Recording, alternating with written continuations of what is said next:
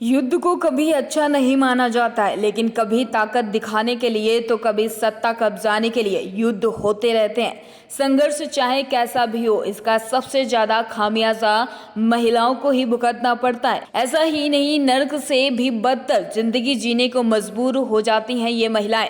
आपको बता दें कि एथियोपिया के उत्तरी क्षेत्र की महिलाएं जिनके साथ आए दिन रेप हो रहे हैं और उनको सेक्स गुलाम बनाकर रखा जा रहा है। दरअसल एथियोपिया के ट्रिगे क्षेत्र में लंबे समय से सरकार और विद्रोहियों के बीच टकराव जारी है।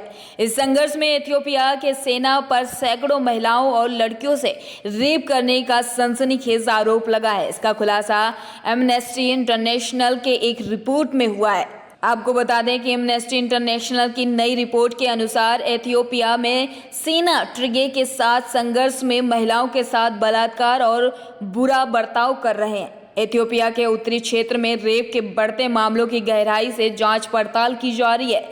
जांच के बाद एमनेस्टी इंटरनेशनल ने ट्रिगे की 63 महिलाओं, डॉक्टर्स और नर्स की बातचीत के आधार पर ये रिपोर्ट तैयार की है। इस रिपोर्ट में बताया गया है कि किस तरह एथियोपिया की सेना यहाँ की महिलाओं का गैंग रेप करती है और उन्हें सेक्स गुलाम बनाकर रखती है।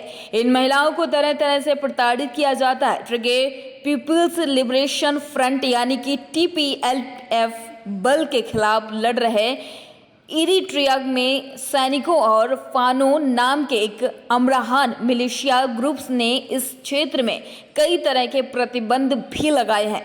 बेल्जियम के गेंट विश्वविद्यालय के शोधकर्ताओं के अनुसार यहाँ संघर्ष में कम से कम 1000 लोगों की मौत और 230 नरसंहार हो चुके हैं। वहीं संयुक्त राष्ट्र के अनुसार हजारों लोग यहाँ गंभीर रूप से दुर्व्यवहार का सामना कर रहे हैं। एमनेस्टी इंटरनेशनल के महासचिव एग्नेस कैलामार्ड ने द गार्डियन को बताया है कि यहाँ के यौन अपराधों की गंभीरता और पैमाने विशेष रूप से चौंकाने वाले हैं। ये युद्ध अपराध और मानवता के खिलाफ भयंकर अपराध है। ये मानवता के मूल सिद्धांतों का मजाक उड़ा रहे हैं। कैलामार्ड ने कहा कि साफ तौर पर ट्रिगे में महिलाओं और लड़कियों को शारीरिक और मानसिक रूप से नुकसान पहुंचाने के लिए बलात्कार और यौन हिंसा को युद्ध के हथियार के रूप में इस्तेमाल किया गया है। सैकड़ों लोगों को नीचा दिखाने के उद्देश्य में उनके साथ क्रूर व्यवहार किया गया है। कैलामार्ड का कहना है कि एथियोपिया सरकार को इस पर तत्काल कार्रवाई करनी चाहिए। इन पीड़ितों में से 12 महिलाओं ने एमनेस्टी को दिए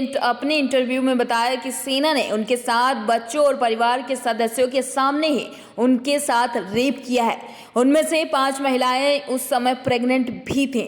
20 साल की एक महिला ने बताया कि पिछले साल नवंबर के महीने में उसके घर पर हमला हुआ था। सेना के 3 जवानों ने घर में घुसकर उसका रेप किया था और जान से मारने की धमकी दी। महिला ने बताया कि मैं चिल्ला भी नहीं पाई।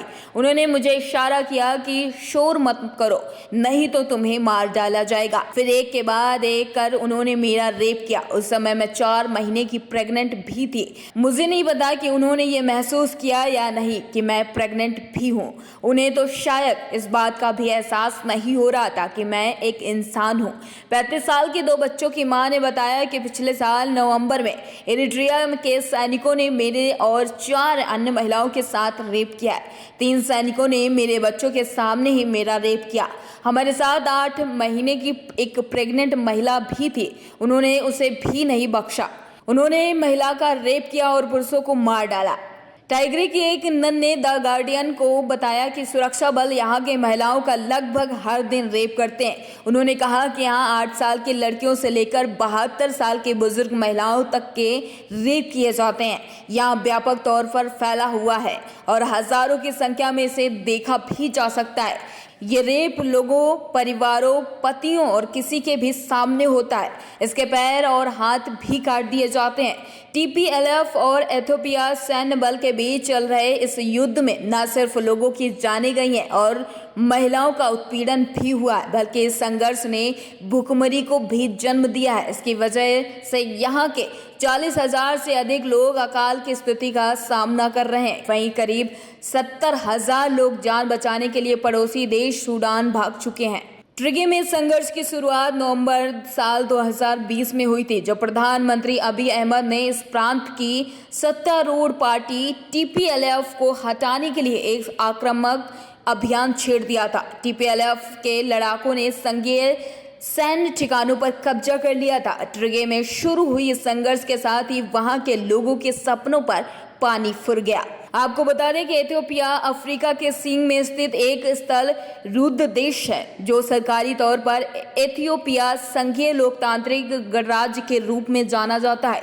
ये अफ्रीका का दूसरा सबसे ज्यादा जनसंख्या वाला देश है और इसमें 85.2 लाख से अधिक लोग बसे हुए थे। लेकिन इस संघर्ष के बाद कई लोग अपने कस्बे के 2 लोगों के साथ पहाड़ों पर भाग गए।